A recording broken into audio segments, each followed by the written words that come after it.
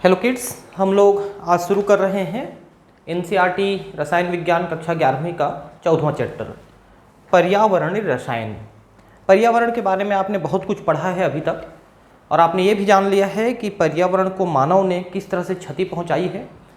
और अगर यही सिलसिला चलता रहा तो अगले 20-30 सालों में धरती किसी भी जीव के रहने के लायक नहीं रह जाएगा।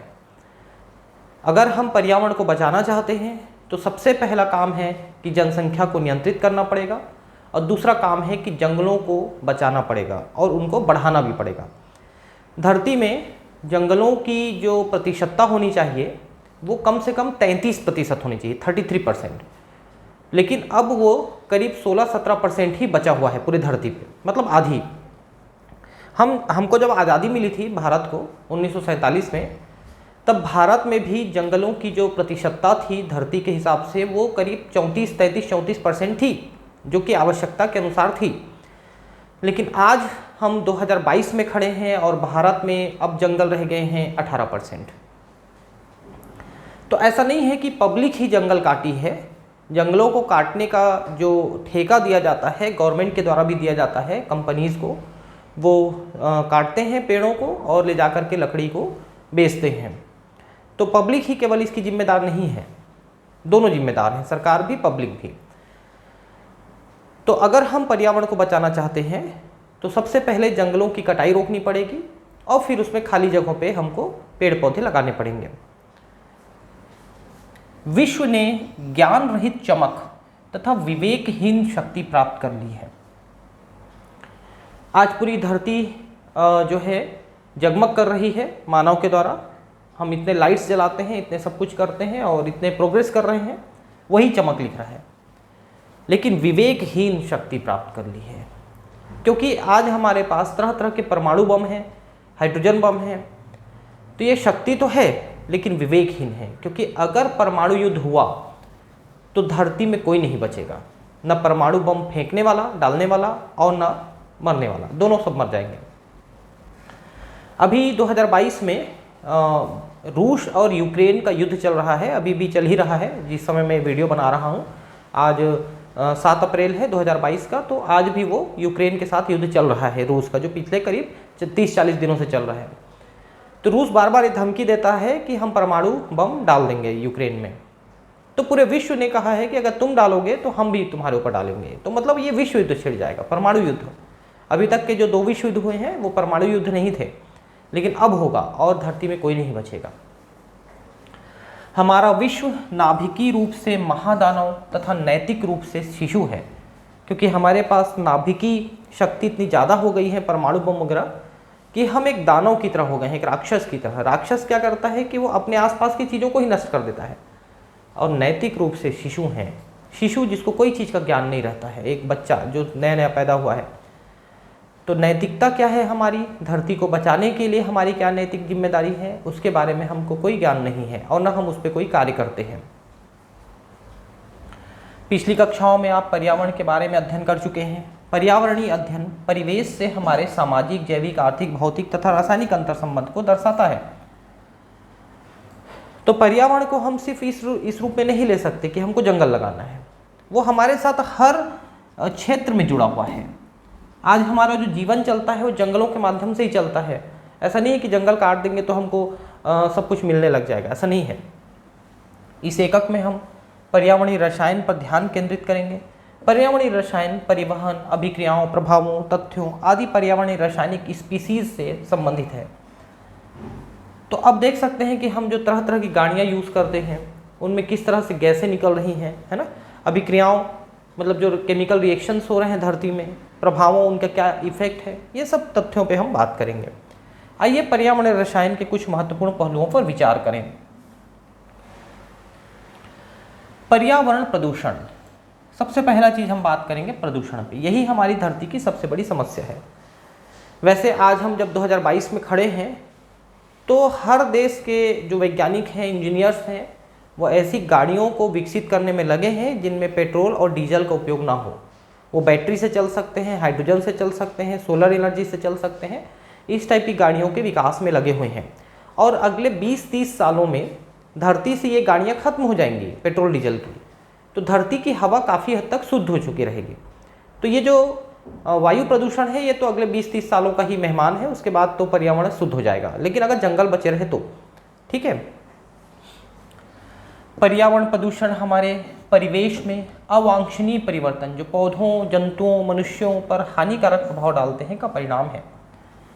जो हमारी संरचना है धरती की, पर्यावरण की, उसमें कोई भी अनवांटेड चेंज, जो हम नहीं चाहते ऐसा चेंज हो जाए, जो हमको नुकसान करे, दूसरे जीव जंतुओं को नुकसान करे, तो उसे हम प्रदूषण कहते हैं।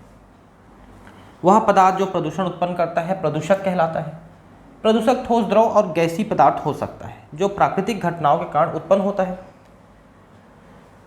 कुछ तो प्राकृतिक घटनाएं भी हैं जो प्रदूषण को बढ़ा सकती हैं, जैसे कि ज्वालामुखी है। ज्वालामुखी जब फूटता है तो उसमें से बहुत सारी जहरीली गैसें मुक्त होती हैं जो हवा में मुक्त हो जाती हैं, तो वो भी पर्यावरण प्रदूषण करते हैं। या जंगल में आग लग गया तो वो भी प्रदूषण करेगा। हालांकि जंगल का आग अपने आप नहीं लगता है, उसको भी मानव ही लगाता है, तो इसलिए वो प्राकृतिक पूरी तरह से नहीं कहा जा सकता। क्या आप जानते हैं कि एक औसत मनुष्य को भोजन की तुलना में लगभग 12 से 15 गुना अधिक वायु की आवश्यकता होती है? हम जितना भोजन लेते हैं उससे 12 से 15 गुना ज़्यादा हवा लेते हैं। अतः भोजन में प्रदूषक की अति अल्प मात्रा वायु में उपस्थित समान मात्रा की तुलना में महत्वपूर्ण है। तो भोजन हम कम ले रहे हैं, वायु ज़्यादा ले रहे हैं। अगर वायु में प्रदूषण है तो जल्दी इफेक्ट करेगा। प्रदूषक को निम्नीकृत किया जा सकता है। निम्नीकृत तब किया जा सकता है ना जब वो करने लायक रहेगा। निम्नीकृत का मतलब है उसको सड़ा देना, उसको खत्म कर देना। जैसे मान लो साग भाजी सब्जी खाने पीने की जो चीज़ें हैं वो या तो जीव जंतु खा लेते हैं, उन्हें तो सड़ जाते हैं, लेकिन प्लास्टिक थोड़ी सड़ता है। तो प्लास्टिक निम्नीकृत नहीं है, निम्नीकरण लायक नहीं है। तो जो निम्नीकृत करने लायक हैं उनको हम सड़ा सकते हैं। जैसे सब्जियों के त्याज्य भाग प्राकृतिक विधियों द्वारा निम्नीकृत एवं अपघटित हो जाते हैं, तो जीव जंतु के शेष जो भाग होते हैं वो सड़ जाते हैं। इसके विपरीत कुछ प्रदूषक जो धीरे धीरे निम्नीकृत होते हैं कई दशकों तक पर्यावरण में अपरिवर्तित रूप में बने रहते हैं। जैसे DDT, डाइक्लोरो डाइफिनाइल ट्राइक्लोरोएथेन, DDT। हालांकि DDT अब पुराने ज़माने की बात हो गई, अब लगभग इसका उपयोग बंद हो चुका है। यह आज से करीब 30-40 साल पहले बहुत ज़्यादा उपयोग होती थी, जब इसका प्रभाव पड़ता था कीड़ों पे और मर जाते थे मच्छर मक्खी कीड़े। अब तो इसका प्रयोग बंद हो गया क्योंकि ज़्यादातर कीड़े इसके प्रति प्रतिरोधी हो चुके हैं। लेकिन DDT एक समय में बहुत बड़ी समस्या बन चुकी थी।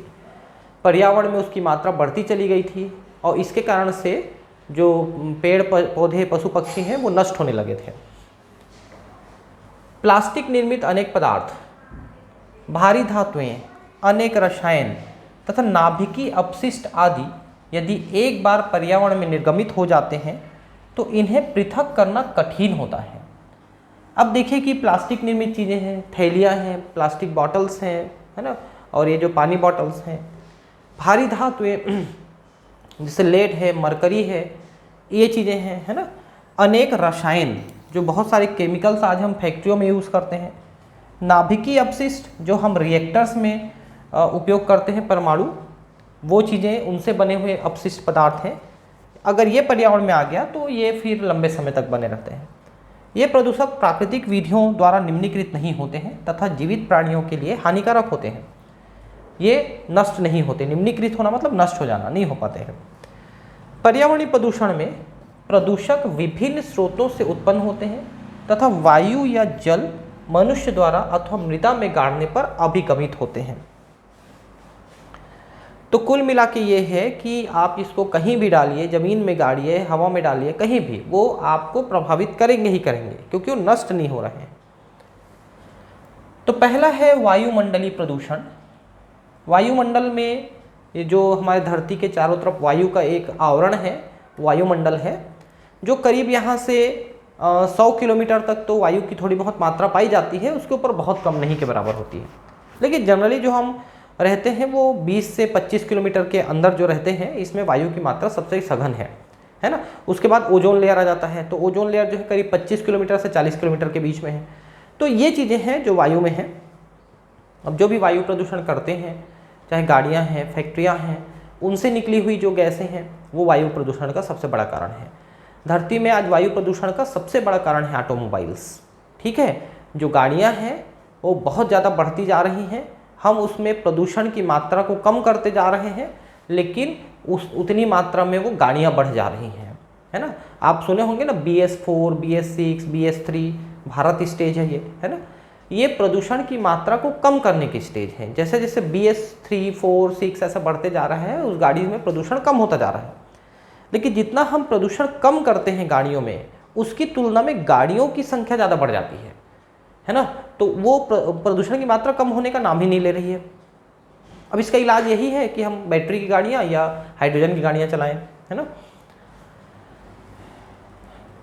वायुमंडल जो पृथ्वी को चारों ओर घेरे हुए हैं, कि मोटाई हर ऊंचाई पर समान नहीं होती। ये तो मैंने अभी बताया आपको कि सबसे नीचे स्ट्रेटोस्फीयर है, उसमें सबसे मोटी वायु है। इसमें वायु की विभिन्न संकेंद्रीय परत अथवा क्षेत्र होते हैं तथा प्रत्येक परत का घनत्व तो भिन्न भिन्न होता है। ठीक है, तो अलग अलग लेयर है, अभी मैंने बताया आपको।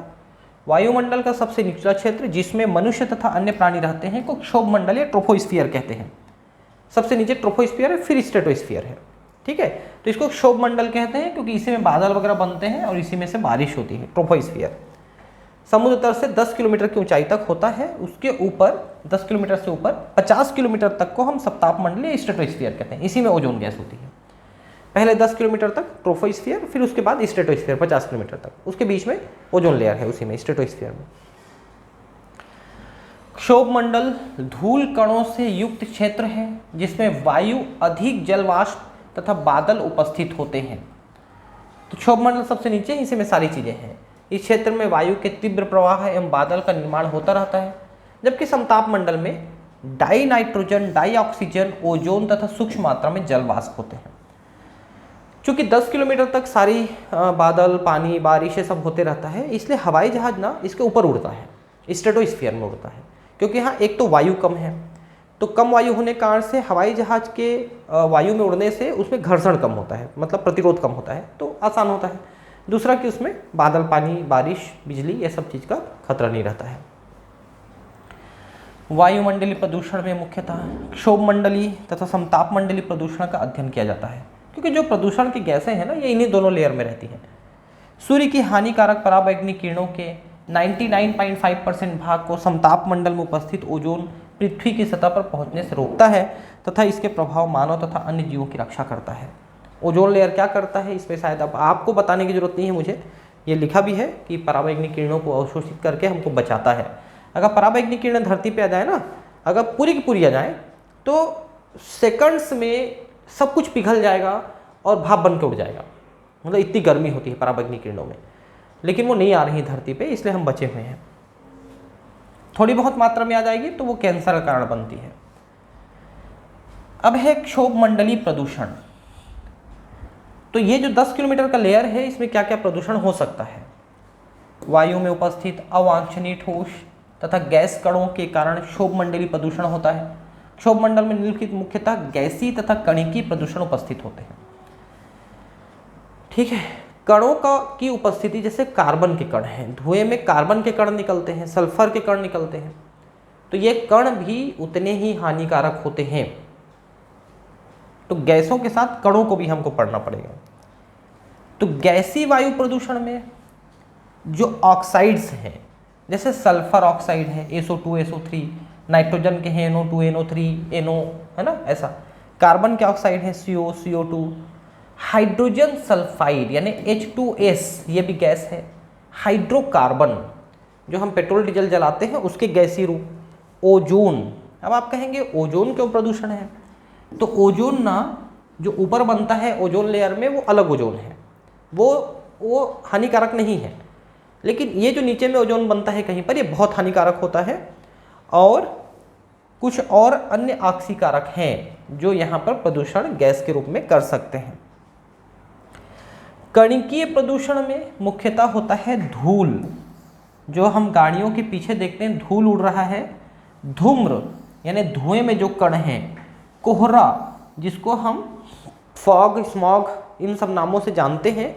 फुहारा यानी स्प्रे, जो कहीं पर प्रदूषण की गैसें हैं उनका स्प्रे हो रहा है, निकल रहा है।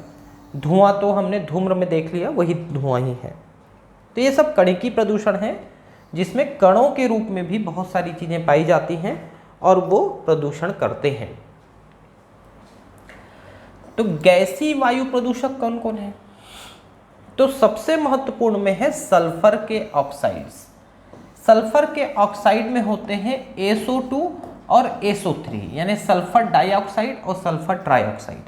ये बहुत ज़्यादा प्रदूषक गैसें होती हैं और ये भी अम्ल वर्षा कराने में महत्वपूर्ण भूमिका निभाती हैं।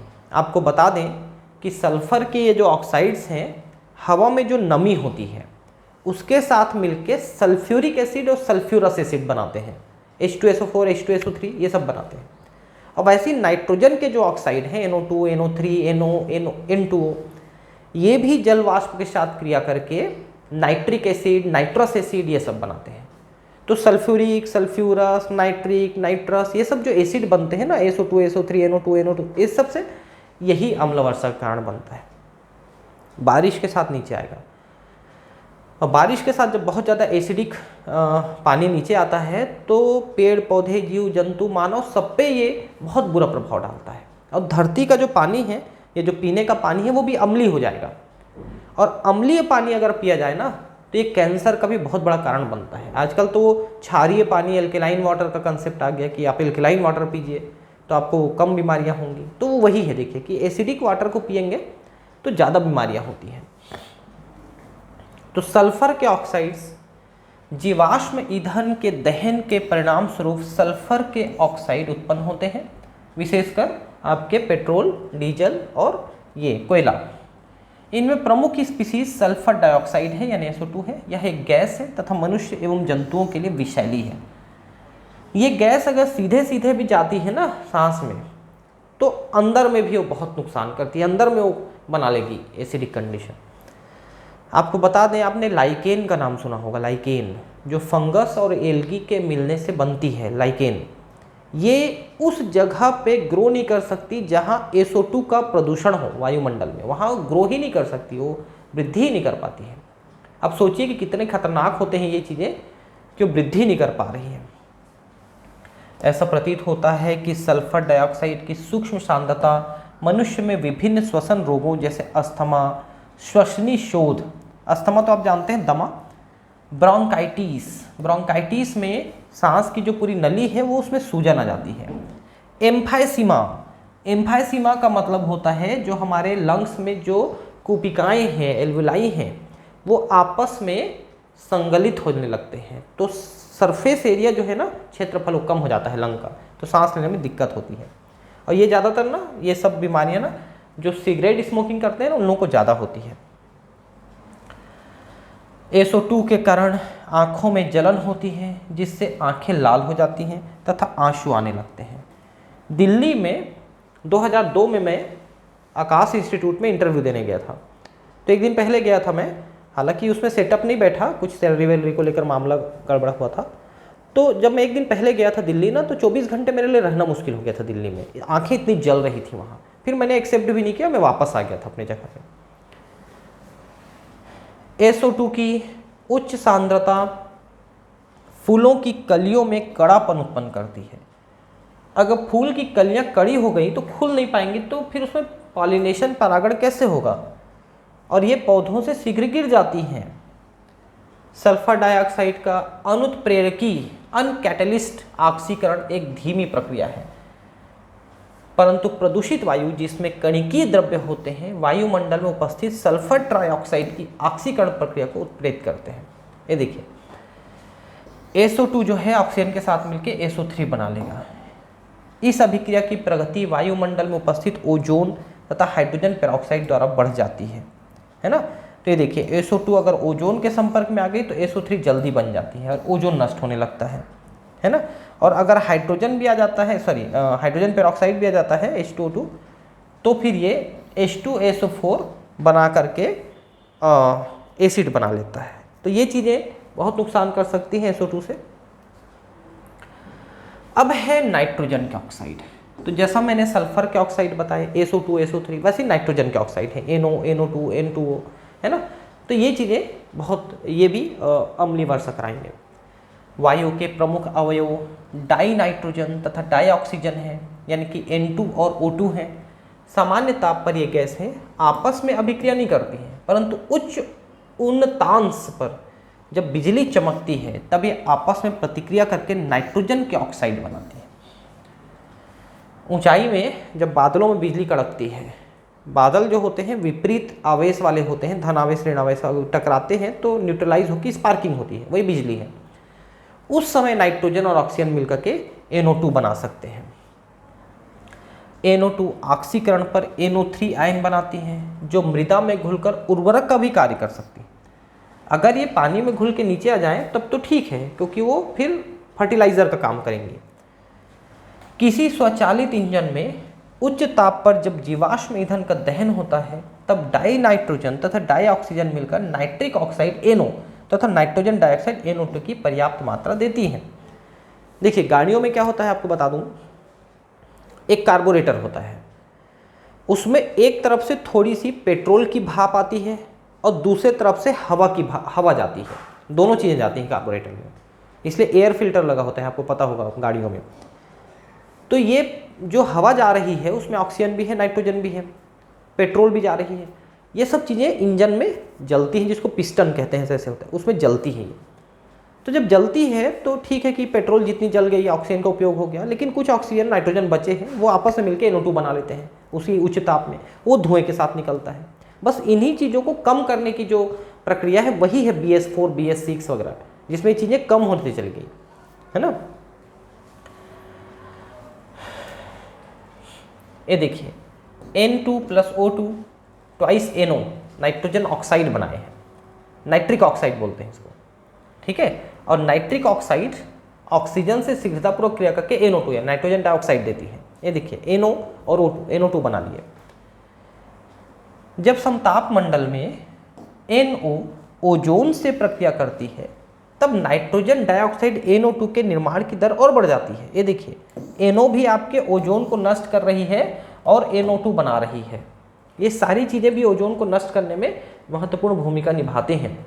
हालांकि एक क्लोरोफ्लोरोकार्बन जो होता है, जो हम फ्रिज में और AC में जो भर के रखते हैं गैस, वो ओजोन को नष्ट करने का सबसे बड़ा कारण है, लेकिन वही अकेला कारण नहीं है। भले वो बदनाम है कि क्लोरोफ्लोरोकार्बन से ओजोन नष्ट होता है, हम उसको बंद कर देंगे ये वो, लेकिन सिर्फ वही जिम्मेदार नहीं है। मतलब ये सब गैसें भी जिम्मेदार हैं कि वो ओजोन को नष्ट कर रहे हैं। यातायात तथा सघन स्थानों पर उत्पन्न तीक्ष्ण लाल धूम्र नाइट्रोजन ऑक्साइड के कारण से होता है। हालांकि ये आप लोग कम ही देखे होंगे, ज़्यादातर जगहों में नहीं देखे होंगे, नहीं तो जहाँ ज़्यादा प्रदूषण होता है ना, वहाँ पर थोड़ा लाल टाइप का गैस बन जाता है। मतलब ये करीब ना आपको 8, 9, 10 बजे के आसपास बनेगा सुबह। तो ये जो होती है ना, ये NO2 के कारण से होती है। NO2 की अधिक सांद्रता होने पर पौधों की पत्तियां गिर जाती हैं तथा प्रकाश संश्लेषण की दर कम हो जाती है, प्रकाश संश्लेषण नहीं हो पाएगा। नाइट्रोजन डाइऑक्साइड फेफड़ों में उत्तेजना उत्पन्न करती है, जिससे बच्चों में प्रचंड श्वसन रोग उत्पन्न हो जाते हैं। दिल्ली मुंबई में आप जाके देखें तो ज़्यादातर लोग खांस रहे हैं, ज़्यादातर लोगों को अस्थमा है, ब्रोंकाइटिस है, लंग की डिजीज़ है, लंग कैंसर हो रही है, बच्चे छोटे बच्चे हॉस्पिटल भर्ती हो रहे हैं, लेकिन रहेंगे वहीं, क्योंकि वहाँ उनका काम धंधा है, ज़्यादा पैसे कमाना है, इसलिए मुंबई दिल्ली में ही रहना है, कोई दिक्कत नहीं है। यह जीव ऊतकों के लिए विषैली भी है। नाइट्रोजन डाइऑक्साइड विभिन्न वस्त्र, रेशों तथा धातुओं के लिए भी हानिकारक है ना। कपड़े वगैरह भी इससे नष्ट हो जाते हैं, बोले धातु भी नष्ट हो जाते हैं। अब तीसरा चीज है वो है हाइड्रोकार्बन। हम जो पेट्रोल डीजल जलाते हैं उसमें हाइड्रोकार्बन जो है वो पूरी तरह से नहीं जल पाते हैं, और वो हाइड्रोकार्बन जितनी ज़्यादा जल सकती है किसी इंजन में, वो इंजन उतनी ज़्यादा दक्ष मानी जाती है और उसमें उतनी ज़्यादा माइलेज होती है। जैसे आप देखें कोई गाड़ी 20, 25, 30 की एवरेज दे रही है, कोई गाड़ी 60, 70 की दे रही है, कोई गाड़ी 80, 90 की भी एवरेज देती है। तो इंजन में हाइड्रोकार्बन जो जा रहा है पेट्रोल, उसकी कितनी मात्रा को हम जला पाते हैं उसके आधार पे उसकी इंजन की माइलेज होती है। लेकिन वो पूरी तरह से कोई नहीं जला पाता है, कहीं ना कहीं वो बचा हुआ रहता है। वही जो बिना जला हुआ हाइड्रोकार्बन है वो धुएं के साथ बाहर आता है और वो भयंकर हानिकारक होता है। हाइड्रोकार्बन केवल कार्बन तथा हाइड्रोजन के बने होते हैं। स्वचालित वाहनों में ईंधन के अपूर्ण दहन के कारण ये उत्पन्न होते हैं। अधिकांश हाइड्रोकार्बन कैंसर जन्य होते हैं, अर्थात इनके कारण कैंसर होता है। यह पौधों में काल प्रभावण क्या है का मतलब पौधे की पत्तियां वगैरह जल्दी बूढ़ी हो जाती हैं। ऊतकों के निम्नीकरण, ऊतक नष्ट हो जाते हैं। पत्तियां, फूलों, टहनियों में छाया द्वारा हानि पहुंचाते हैं। मतलब ये है कि ये चीज़ें हवा में रहती हैं तो सब चीज़ों को नुकसान पहुंचा रही हैं, पेड़ पौधों की, और उससे ज़्यादा नुकसान तो हम लोगों को भी पहुंचाते हैं। अब है कार्बन के ऑक्साइड्स। कार्बन में जब जलती है, कार्बन जो है कोयला है, पेट्रोल है, जलते हैं तो उसमें से जो मुख्य है वो CO2 है जो निकलता है, कार्बन डाइऑक्साइड। लेकिन उसके साथ निकलता है CO, carbon monoxide. Carbon dioxide का तुरंत बहुत ज़्यादा दुष्प्रभाव नहीं है। ठीक है, ग्लोबल वार्मिंग है, उसको बढ़ा रहा है, वो अलग चीज़ है, लेकिन सीधे सीधे वो हमको नुकसान नहीं पहुंचाती है CO2। लेकिन CO यानी कार्बन मोनोऑक्साइड सीधे सीधे नुकसान पहुंचाती है।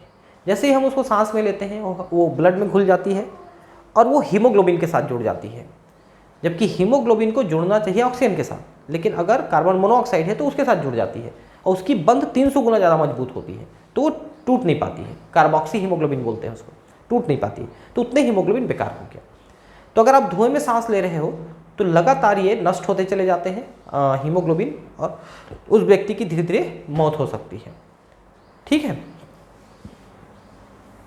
कार्बन मोनोऑक्साइड गंभीर वायु प्रदूषकों में से एक है। यह रंगहीन, गंधहीन गैस है। यह श्वसनीय प्राणियों के लिए हानिकारक है। अब श्वसनीय प्राणी कौन नहीं है भाई, सभी तो श्वसन करते हैं। इसमें विभिन्न अंगों तथा ऊतकों के लिए दी जाने वाली ऑक्सीजन के प्रवाह को रोकने की सामर्थ्य होती है। मैंने अभी बताया ऑक्सीजन की जगह ये हीमोग्लोबिन से जुड़ जाएगा। यह कार्बन के अपूर्ण दहन के फलस्वरूप उत्पन्न होती है। ये ना धुएं में धुआं जो होता है ना, धुआं कहीं पर भी निकल रहा है उसमें है ये। इसकी सर्वाधिक मात्रा मोटर वाहनों से निकलने वाले धुएं से उत्पन्न होती है। इसके अन्य स्रोत कोयला, लकड़ी, पेट्रोल, इनका जलना भी है, इसमें से भी CO निकलता है। और गाड़ियों में मैंने जैसे बताया, आजकल आप देखना कि जो मोटरसाइकिल स्टार्ट होती है ना, तो साइलेंसर में से हाथ लगाओगे तो धुआं मतलब गैस निकलती महसूस होगी, लेकिन धुआं दिखती नहीं है। जबकि आप पुराने का कुछ गाड़ी 20-30 साल पुरानी कोई गाड़ी देखोगे तो उसमें से बहुत भग भग धुआं निकलते दिखेगी, है ना। वैसे जैसे कि अभी बस व ट्रक वगैरह में देखेंगे तो उसमें काला धुआं निकलते हुए दिखेगी आपको। लेकिन वही बस अगर CNG से चल रही है, अगर आप दिल्ली मुंबई में रहते हैं तो बसें आप CNG से चलाते हैं वहाँ, तो उसमें आपको धुआं निकलते नहीं दिखती।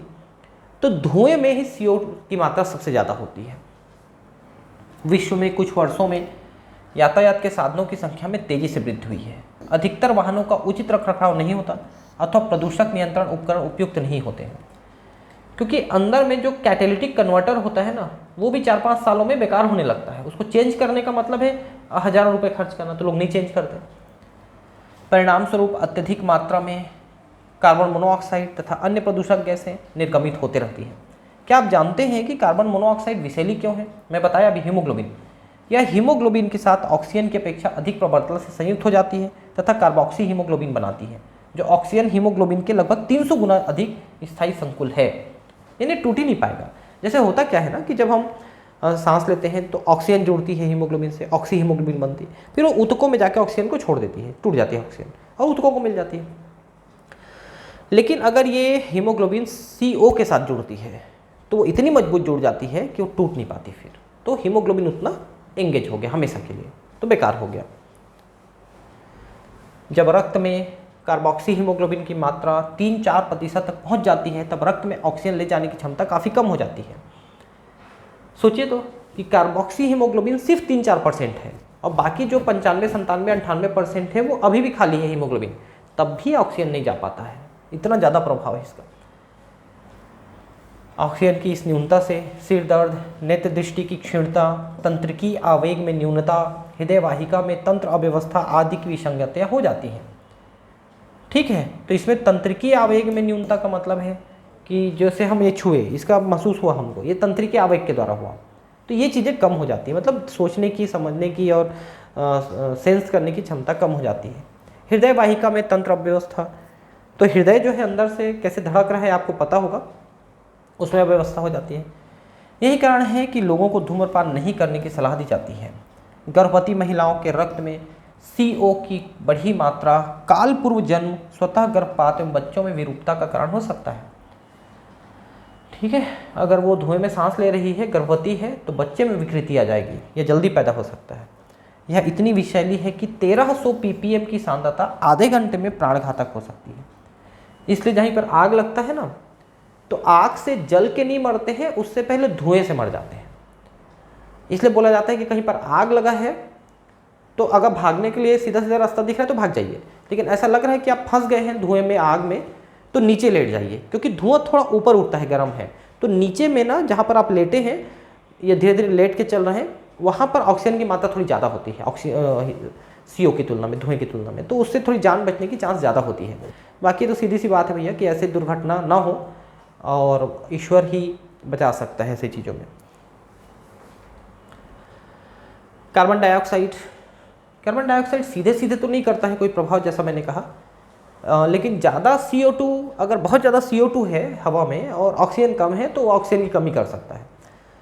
लेकिन CO2 जैसे जैसे हवा में बढ़ रही है, आपको पता है कि ग्रीन हाउस इफेक्ट बढ़ रहा है और धरती की तापमान बढ़ रही है, तो उसे हम ग्लोबल वार्मिंग कहते हैं, है ना। उससे क्या प्रभाव है कि सब बर्फ़ पिघल रहे हैं, नदियों में आ रहे हैं, समुद्र में आ रहे हैं, तो समुद्र का स्तर बढ़ रहा है, बर्फ़ कम हो जा रहे हैं, तो ये सब बहुत सारी समस्या पैदा हो रही है।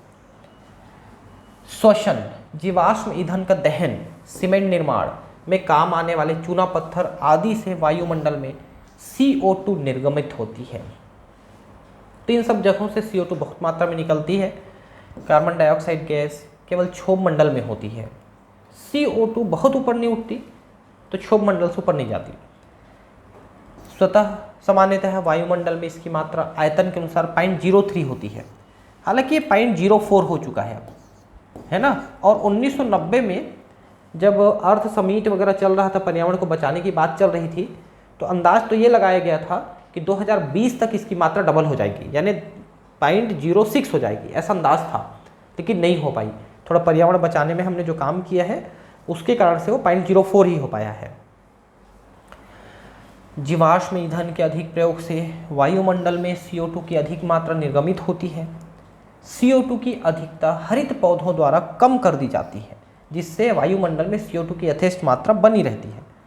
CO2 को पौधे लेकर के फोटोसिंथेसिस करते हैं, और इसकी सबसे ज़्यादा मात्रा ना समुद्रों में यूज़ होती है, समुद्र में ये खप जाती है। क्यों? समुद्र में घुल जाती है और घुल करके पानी में जो पौधे हैं वो यूज़ कर लेते हैं, और कुछ जो है कार्बोनेट बाइकार्बोनेट बना के पत्थर के रूप में भी जम जाते हैं समुद्र में। तो समुद्र जो है CO2 की बड़ी सिंक है, वो उपयोग कर लेता है। वातावरण में CO2 की मात्रा बनाए रखना आवश्यक होता है। हरे पौधों में प्रकाश संश्लेषण के लिए CO2 की आवश्यकता होती है, फलतः ऑक्सीजन मुक्त होती है, इसलिए संतुलित चक्र बना रहना चाहिए। जैसा आप जानते हैं, वनों के कटने, जीवाश्म ईंधन के अधिक दहन के कारण वायुमंडल में CO2 की मात्रा बढ़ गई, पर्यावरण संतुलन बिगड़ गया है। CO2 की यही बढ़ी हुई मात्रा भूमंडलीय ताप वृद्धि के लिए उत्तरदायी है, ग्लोबल वार्मिंग, जैसा मैंने कहा। अब ये है ग्लोबल वार्मिंग और ग्रीन हाउस इफेक्ट। तो पहले आप ग्रीन हाउस समझिए क्या चीज़ होता है। जो ठंडे देश हैं, ठंडे प्रदेश हैं, वहाँ पर ग्रीन हाउस बनाया जाता है। बड़े एरिया में कांच के, मोटे मोटे कांच के दीवालों के घर बना दिए जाते हैं, पूरे घर कांच का बना होता है ठंडे देशों में। तो दिन में क्या होता है कि जब सूर्य प्रकाश आता है तो सूर्य प्रकाश कांच को पार करके अंदर आ जाता है और अंदर को गर्म करता है। फिर जैसे जैसे शाम रात होते जाता है तो अंदर की जो गर्मी है वो बाहर निकलना चाहती है इंफ्रारेड के रूप में, तो इंफ्रारेड कांच की दीवार को पार नहीं कर पाती है, तो रात्रि में भी वो अंदर गर्म रह जाता है। इसका फ़ायदा हम क्या लेते हैं कि अंदर में साग भाजी, सब्जी भाजी, ये सब हम उगाते रहते हैं, फल फ्रूट वगैरह, है ना। इसको ग्रीन हाउस कहते हैं। जबकि बाहर में बहुत ठंड हो चुकी है, मान लो बाहर का आप टेम्परेचर देखेंगे तो माइनस में जा रहा है, -10, 20, 50, 30, लेकिन ग्रीन हाउस के अंदर का टेम्परेचर प्लस में रहता है। ये ग्रीन हाउस कहलाता है, कांच के घर। तो ग्रीन हाउस इफेक्ट क्या चीज़ है कि हमारे धरती के ऊपर जो वायुमंडल है, इस वायुमंडल में कुछ गैसें हैं जो ये काम करती हैं, जो कांच का घर कर रही है। क्या काम करती है? दिन में सूर्य प्रकाश को धरती तक पहुंचने देती है, उससे धरती गर्म रहती है। लेकिन रात्रि में जब ये गर्मी फिर से इंफ्रारेड के रूप में, ताप के रूप में बाहर जाना चाहती हैं, तो ये गैसें उनको रोक लेती हैं, उन किरणों को रोक करके नीचे को फिर से गर्म रखती हैं। यही कारण है कि 24 घंटे हमारी धरती जो है बहुत ज़्यादा ठंडी नहीं हो पाती है। आपको बता दें, आप ज़्यादातर एरिया में जहाँ आप रहते हैं, रात्रि में भी टेम्परेचर जो है 10, 12, 15 से ऊपर ही रहता है ना। बहुत ठंड के दिन है तो 4-5 डिग्री तक उतरता है। लेकिन अगर ये ग्रीन हाउस इफेक्ट ना रहे तो रात्रि में आपके आसपास का टेम्परेचर -18, 20 से लेकर के -50, 100 तक भी हो जा सकता है। सारी गर्मी बाहर चली जाएगी, तो माइनस में चला जाएगा टेम्परेचर। दिन में भयंकर गर्मी रहेगी आपकी 40-50 डिग्री, रात में उतनी माइनस चली जाएगी। जबकि ऐसा होता नहीं है ना, क्योंकि वो धरती की जो वायुमंडल है वो रोक लेती है तापमान को, जो इंफ्रारेड है उसको, अवरक्त किरणों को। लेकिन अब हो ये रहा है कि ये गैसें ज़्यादा हो रही हैं, CO2 वगैरह ज़्यादा हो रही हैं। CO2 है, CFC है, मीथेन है, नाइट्रिक ऑक्साइड है। ये ऐसी गैसें हैं जो ये करती हैं, रोकने वाला काम करती हैं। अब ये ज़्यादा हो रही हैं प्रदूषण से, तो ज़्यादा तापमान को रोक रही हैं, ज़्यादा किरणों को रोक रही हैं, तो धरती का तापमान ज़्यादा बढ़ रहा है। जितना होना चाहिए उससे ज़्यादा हो रहा है। मान लो 20 डिग्री होना चाहिए तो 25 डिग्री हो रहा है, ऐसा। इसका दुष्परिणाम ये हो रहा है कि जो ठंडी जगह है हमारी पृथ्वी की, जैसे कि ध्रुवीय क्षेत्र है, ध्रुवीय क्षेत्र में टेम्परेचर हमेशा -, डिग्री में होना चाहिए ताकि वहाँ बर्फ़ जमी रहे। ये बहुत सारी चीज़ों के लिए आवश्यक है। लेकिन अब वो वहाँ का टेम्परेचर बढ़ रहा है तो बर्फ़ पिघल रही है। बर्फ़ पिघल कर नदी में आ रही, नदी से समुद्र में जाएगी, समुद्र का जल स्तर ऊपर उठ रहा है। अब समुद्र ऊपर उठेगा तो आसपास के जो शहर हैं वो तो डूब जाएंगे, जैसे मुंबई है, न्यूयॉर्क, सब डूब जाएंगे। तो ये एक प्रभाव है उसका। इसके अलावा और बहुत सारे प्रभाव हैं ग्लोबल वार्मिंग के। तो ग्लोबल वार्मिंग से पृथ्वी को बचाने के लिए CO2 के उत्पादन को कम करना पड़ेगा। तो यही है जो ऑटोमोबाइल से सबसे ज़्यादा निकलती है। तो ऑटोमोबाइल को अगर हम कन्वर्ट करते जाएं, जो कि अगले 20-30 सालों में, जैसे अभी 2022 चल रहा है, तो मेरा अंदाज़ है 2040 तक ना धरती में एक भी गाड़ी जो है पेट्रोल डीजल वाली नहीं रह जाएगी। और मेरा अंदाज़ तो 2030 का ही है, अगले 8 सालों में। लेकिन अगले 8 सालों में पूरी गाड़ियों को हटाना संभव नहीं है, लेकिन ज़्यादातर जो नई गाड़ियाँ आने वाली हैं वो इसी तरह से होंगी। भारत में भी बहुत सारी गाड़ियाँ आ गई हैं जो बैटरी से चल रही हैं। अब थोड़ा सा उसमें काम करना बाकी है कि बैटरी को हम चार्ज कर रहे हैं घर के बिजली से, तो आखिर उस बिजली को पैदा करने के लिए भी कोयला जलाना पड़ रहा है, ये वो, तो फिर प्रदूषण तो हो ही रहा है कहीं ना कहीं से। तो जिस दिन हम लोग उन गाड़ियों को सौर ऊर्जा से चार्ज कर सकेंगे, ऐसी व्यवस्था करनी कंपनी, बहुत ज़्यादा दिक्कत नहीं है। आपको 2-3 सोलर प्लेट्स देने पड़ेंगे, आप घर में, ऑफिस में आप लगा दीजिए, और जैसे आप गाड़ी खड़ा के लगा दीजिए, चार्ज हो जाएगी गाड़ी। तो वो जब सिस्टम सब जगह डेवलप हो जाएगी ना, या जगह जगह उस तरह के सोलर प्लेट्स लग जाएंगे जो चार्ज करेंगे आपकी गाड़ियों को, तो फिर ये समस्या धीरे धीरे खत्म हो जाएगी। तो मेरा अंदाज़ है कि अगले 8-10 सालों में, 2030 तक ये चीज़ें आने लगेंगी, मतलब बहुत ज़्यादा हो जाएंगी, और धरती से प्रदूषण काफ़ी कम हो चुका रहेगा। सौर ऊर्जा का 75% भाग पृथ्वी की सतह द्वारा अवशोषित कर लिया जाता है, जिससे इसके ताप में वृद्धि हो जाती है। पृथ्वी तक जो सूर्य ऊर्जा पहुंच रही है उसका बता रहा है कि इतना अवशोषित कर लेता है। शेष ऊष्मा वायुमंडल में पुनः विकृत हो जाती है। ऊष्मा का कुछ भाग वायुमंडल में उपस्थित गैसों जैसे CO2, ओजोन, CFC तथा जलवाष्प द्वारा प्रग्रहित कर लिया जाता है, जिससे वायुमंडल के ताप में वृद्धि हो जाती है, मतलब वो रोक लेते हैं उसको। यही भूमंडलीय ताप वृद्धि का कारण है। हम जानते हैं कि ठंडे स्थानों पर फूल, सब्जियां, फल आदि कांच आवरण क्षेत्र, जिसे हरित गृह कहते हैं, विकसित होती है। मैंने भी बताया कांच का घर। क्या आप जानते हैं कि हम मनुष्य भी हरित गृह में रहते हैं? पूरी धरती हरित गृह है एक प्रकार से, क्योंकि वायुमंडल जो है ना ये काम कर रही है कांच के घर का। यदि हम किसी कांच द्वारा आवरित नहीं रहते हैं, तथापि वायु का एक आवरण जिसे वायुमंडल कहते हैं, शताब्दियों से पृथ्वी का ताप स्थिर रखे हुए हैं। परंतु आजकल इसमें धीमा परिवर्तन हो रहा है। जिस प्रकार हरितगृह में कांच सूर्य की गर्मी को अंदर तो आने देती है, उसी प्रकार वायुमंडल सूर्य की ऊष्मा को पृथ्वी तक निकट अवशोषित कर लेती है तथा इसे गर्म बनाए रखती है। इसे प्राकृतिक हरितगृह प्रभाव कहते हैं, क्योंकि यह पृथ्वी के तापमान की रक्षा करके जीवन योग्य बनाता है, नहीं तो बहुत ज़्यादा ठंडी हो जाएगी। दृश्य प्रकाश हरितगृह में पारदर्शी कांच में से गुजरकर सूर्य के विकिरण मृदा तथा पौधों को गर्म रखते हैं। गर्म मृदा तथा पौधे ऊष्मीय क्षेत्र के अवरक्त विकिरणों को उत्सर्जन करते हैं। चूंकि इस विकिरण के लिए कांच अपारदर्शक होता है, अतः यह इन विकिरणों को आंशिक रूप से अवशोषित कर शेष को परावर्तित कर देता है। यह क्रियाविधि सौर ऊर्जा को हरितगृह में संग्रहित रखती है। इसी प्रकार कार्बन डाइऑक्साइड के अणु ऊष्मा को संग्रहित कर लेते हैं, क्योंकि ये सूर्य के प्रकाश के लिए पारदर्शक होते हैं, ऊष्मा विकिरणों के लिए नहीं। यदि कार्बन डाइऑक्साइड की मात्रा 0.03 से अधिक हो जाती है तो प्राकृतिक हरितगृह का संतुलन बिगड़ जाता है। भूमंडलीय ताप वृद्धि में कार्बन डाइऑक्साइड का विशिष्ट योगदान है ना। कार्बन डाइऑक्साइड के अतिरिक्त अन्य हरितगृह गैसें हैं, जैसे मीथेन है ना, जल वाष्प है, नाइट्रस ऑक्साइड है N2O, क्लोरोफ्लोरोकार्बन है, ओजोन है, ये भी हरितगृह प्रभाव उत्पन्न करते हैं। ऑक्सीजन की अनुपस्थिति में जब वनस्पतियों को जलाया, पचाया अथवा सड़ाया जाता है तब मीथेन गैस उत्पन्न होती है। मीथेन गैस एक्चुअली ना वहाँ उत्पन्न होती है ज़्यादातर दलदली क्षेत्रों में, वहाँ पर मीथेन गैस सबसे ज़्यादा बनती है। धान के क्षेत्रों में यानी खेतों में, कोयले की खानों में, दलदली क्षेत्रों में जीवाश्म ईंधन द्वारा अधिक मात्रा में मीथेन गैस उत्पन्न होती है। ये चीज़ें मैंने बताई।